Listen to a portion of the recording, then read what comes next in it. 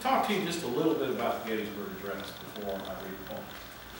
This was a fascinating study for me to just look at the history of this. And, you know, this is kind of the way it went was, Battle of Gettysburg was one of the hardest and bloodiest battles of the whole Civil War. You had roughly 5,000 soldiers who died. Big, big loss. About 8,000 horses. They had to bury these folks. I mean, where are you going to put all those folks? So, the state of Pennsylvania and some others, you know, got this land around Cemetery Hill.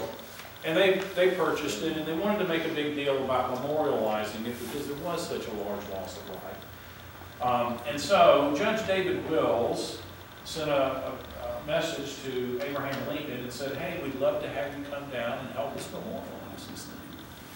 And so Lincoln agreed to do so, even though it was very, very short notice for the day. I mean, he only got like a month's notice to come and do this. Well, Lincoln took a train down to Gettysburg. It arrived, and you know, when he got there, what most people don't know is he had not finished the Gettysburg Address.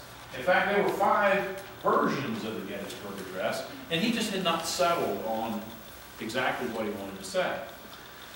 Now, also, he was having to be on the same program with Edward Everett, who was probably the greatest orator of the day. So, I got to thinking about that whole story, and Everett, you know, was known for his speeches, and speeches in that day, it's nothing for him to go on for a while, okay? I mean, like hours. So, he was following a person who was famous for that.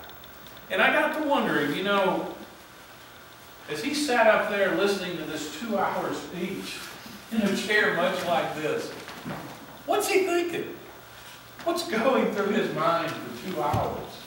He's watching people mill about the hills in there, because there were thousands and thousands of people there. So I've got a little piece I want to read to you that's kind of a prelude to this poem. But the Gettysburg Address is undoubtedly one of the most famous presidential speeches in history.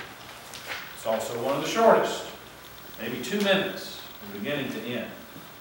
When has a politician voluntarily limited himself to 2 minutes? Unheard of.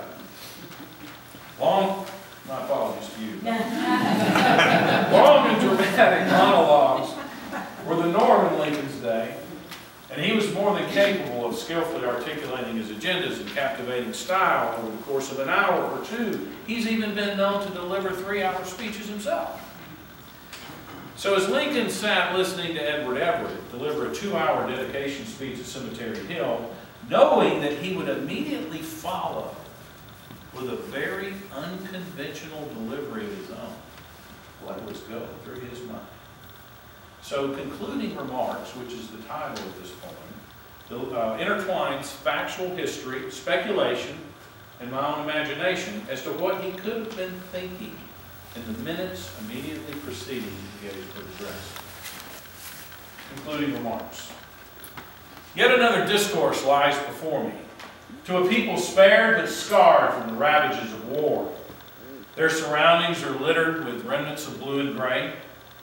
Their enervated minds desperately ready for an epistle, reverence, and hope. Judge Wills asked for my support in dedicating a few acres of land, destined, he said, to be revered as hallowed ground. Baptized by blood and purchased to house the flesh and bone of courageous soldiers, of fathers and sons, of men destined for long remembrance. This is not a desirable task, for I am wearied from the weight of grave circumstances, past and present, yet even more from the consuming province of uniting a nation universally unaccepting of simple equality and freedom.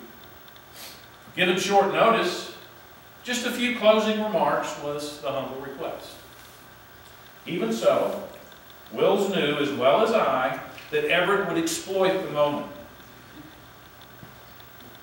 to display his oratory skills and further his repute amongst peer common folk, eradicating contingency for anyone to challenge his prowess of language or ability to mesmerize listeners.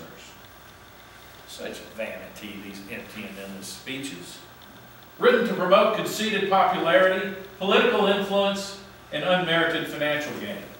Sometimes I think it more than I can bear to suffer another fool against the pressing of my patience, knowing that some perceive me as delivering exactly the same.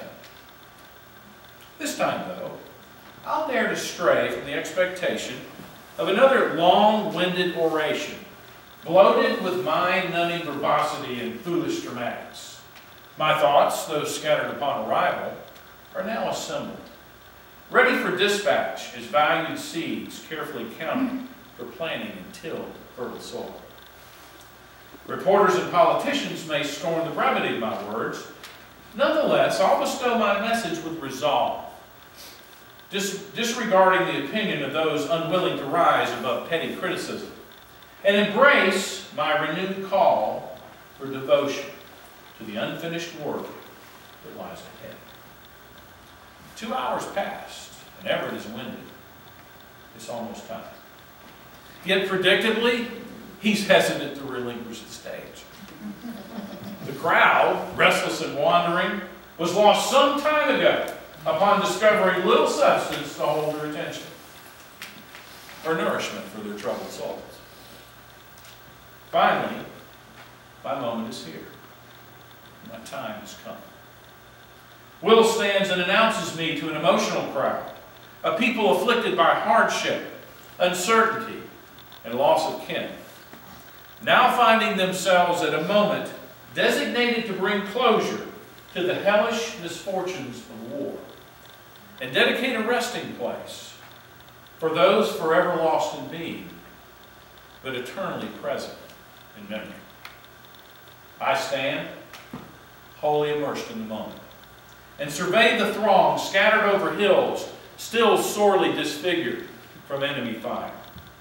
These faithful have endured to hear a president's message of inspiration, words they can embrace, a charge that will fortify them to bury the horror of battle and of their dead, to forge new lives, a new day, a new beginning, a new freedom in their land. And so I begin. fourscore and 7 years ago,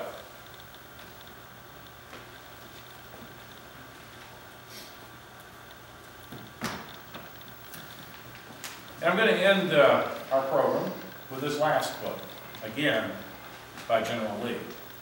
What a contrast to his first comment. What a cruel thing is war, to separate and destroy families and friends, and mar the purest joys and happiness God has granted us in this world, to fill our hearts with hatred instead of love for our neighbors, and to devastate the fair face of this beautiful, beautiful world. We're honored that you came today. Thank you so much for your attention. We really appreciate it.